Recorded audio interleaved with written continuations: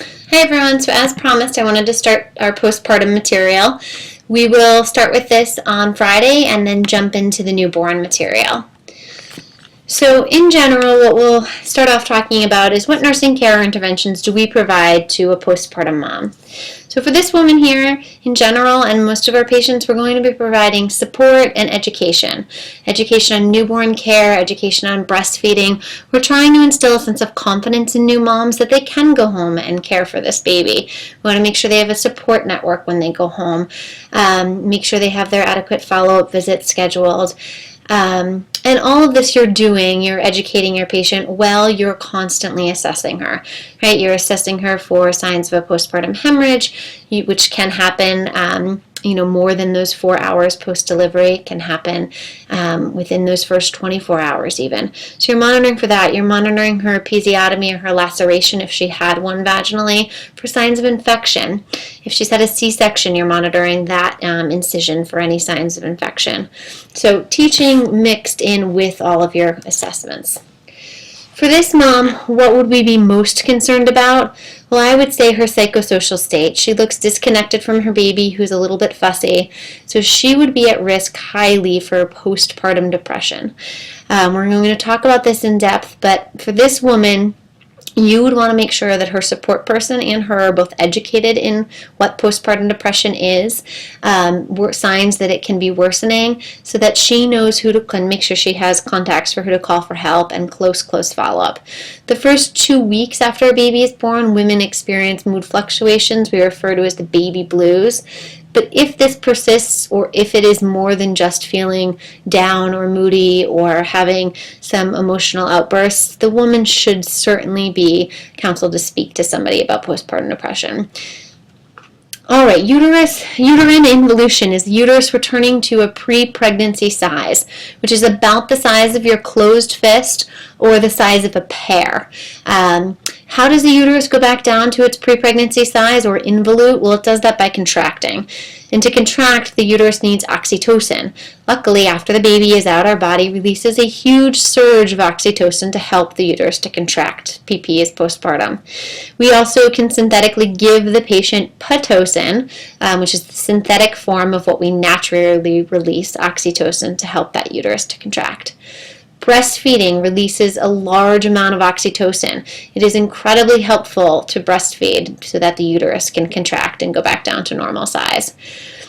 If a woman has had more than one baby, she will have more cramping as her uterus goes back down to normal size.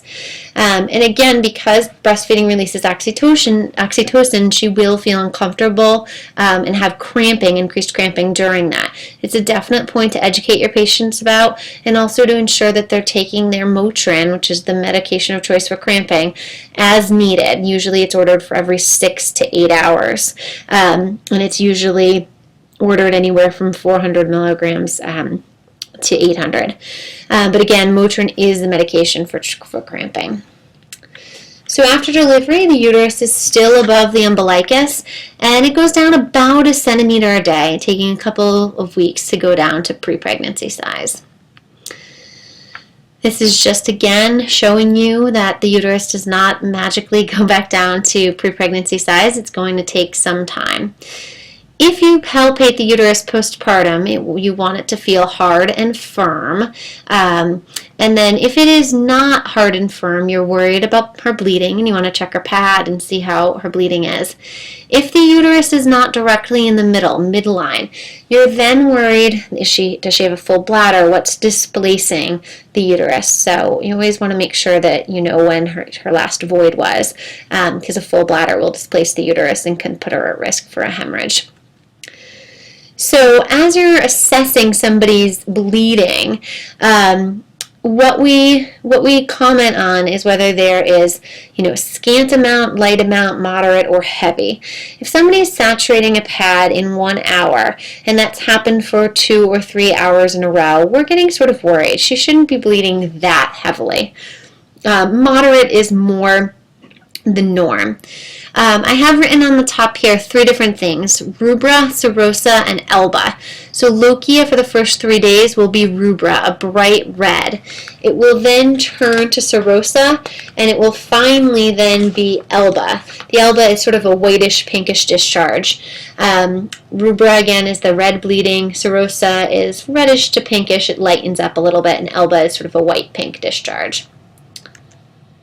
All right. It will be abnormal if your patient has an odor to her lochia or is passing a lot of clots. It is normal after sleeping for the night or lying supine when she stands up to have a little bit of a gush of fluid. That's because the blood is pooled in the vagina. And the bottom point here, if a patient isn't breastfeeding, you want to make sure she knows that her menstrual cycle will likely return at the 6-week point postpartum. And why do we care about that? Well, if she doesn't want a repeat pregnancy right away, we want to make sure that when she resumes sexual activity, she is on a method of birth control. All right, so if you assess the fundus and it's firm, the bladder is empty, and lochia is bright red and heavy, what do you think is happening? I want you to sort of answer this for yourself, and we'll discuss this in class. All right, so risk factors for a postpartum hemorrhage versus infection. This, I also want you to sort of jot down things, and we're going to have a great conversation about these risk factors in class on Friday. So postpartum hemorrhage, women can bleed to death from a postpartum hemorrhage. Not in the U.S., thankfully, but abroad, especially in sub-Saharan Africa and places where women don't have access to care the way they do in the U.S., women do bleed to death after having a baby. So that stage of labor where we are delivering the placenta, we are I want you to think about it for a second, in the 3rd stage, right? So in the 3rd stage, we really want to be conscientious about how much blood mom is losing. And we will talk about this in all the interventions that we have. The first intervention is always to massage the uterus to try to help it to firm up. All right, so these 2 cervixes on the bottom just represent, the one that looks like a nice little dimple represents somebody who has never given birth vaginally. She may have had a baby but had it by C-section, or she may have never ever been pregnant. Whereas the cervix, the cervical os, which is the center, on the other side, it looks more like a frown or a line. That is the cervix that has dilated. The woman has given birth vaginally. Immediately after delivery, the cervix is really floppy. You can insert probably a finger or 2 into it for a good 12 to 24 hours postpartum. If the patient has a tear coming from her cervix, so meaning the cervix ripped during delivery, you would see bright red bleeding coming out of the vagina. And that's hard sometimes to know, is that her uterus or is that a cervical laceration? So if your picture doesn't fit, if you're palpating her uterus, by that I mean you're palpating her uterus, it's firm, it feels perfect, but you still see this bright red bleeding, you're going to have the provider come back in and take a look at her cervix. Is there a tear somewhere? Because her cervix or her uterus isn't baggy, so we're not thinking that she's hemorrhaging from there. All right, episiotomy, they're thankfully have fallen out of practice. I hope that nobody sees an episiotomy cut unless there is a major reason, like the baby's heart rate is low and that baby needs to be delivered on that next push. An episiotomy will save about 5 minutes of pushing for a woman, but once we make a cut into the vagina, the vaginal tissue, the perineum, it's more likely to tear even further. So a laceration is when the vagina tears on its own, and there are 4 different types, 1 through 4. They're degrees, so 1st degree, 2nd degree, 3rd degree, and 4th degree. 1st degree is just through the skin, and then 4th degree is we're going all the way through the anal sphincter. Ecchymosis is bruising, a hematoma is a blood collection, and hemorrhoids and varicosities, I know you know, but all this can happen to the perineum from a delivery. This is a visual of a medial lateral episiotomy being cut by a provider before the baby is being born.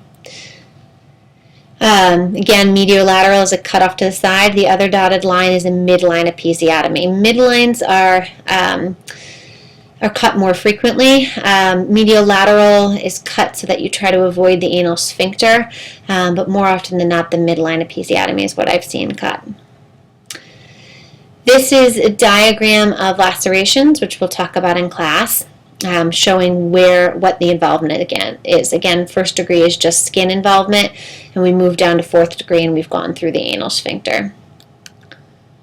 All right, so when a patient has had an episiotomy or has had a laceration, we want to assess it. And how we assess it is by using the acronym RETA. So we're looking at redness, edema, ecchymosis, drainage or discharge, and wound approximation of the edges. What do we do for these patients? Very clearly, we're giving great nursing care and helping her to keep the area as clean as possible and to keep her as comfortable as possible.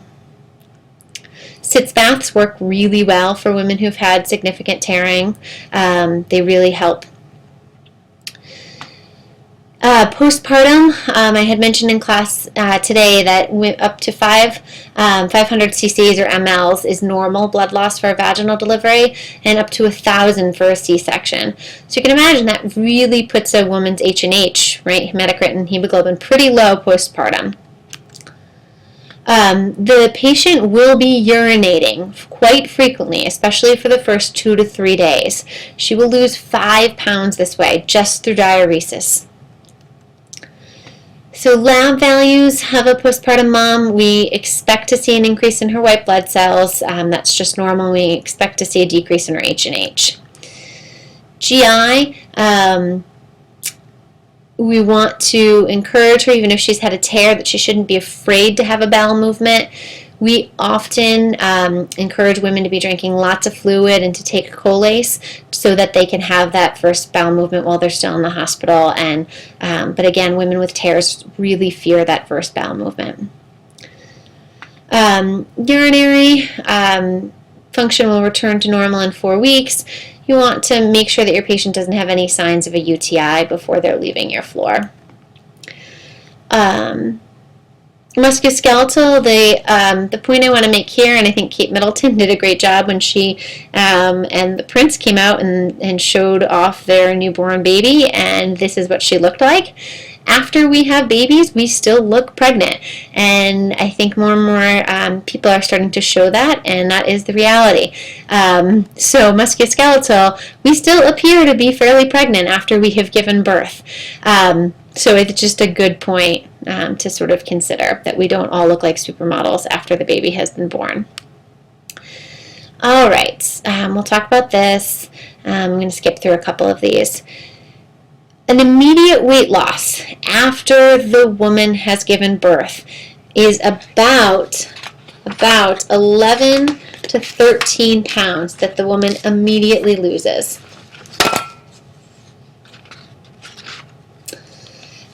Breast we're going to talk about in class, and extremities as well. The postpartum assessments, I just want to comment here. Within that first hour after the baby's born, you're assessing her every 15 minutes, then every 30 minutes, and then every 4 hours for the first 24 hours. And the following is a list of what you're going to do during that postpartum assessment. We'll fill this in class, but this is an acronym to remember all of the assessment points that you need to hit during a postpartum exam. A C-section patient requires a little bit more of an exam. We are going to be listening for bowel sounds for her just to make sure that there's no periodic ileus. And we really want to monitor closely someone's eyes, nose after a C-section and their their incision for any drainage.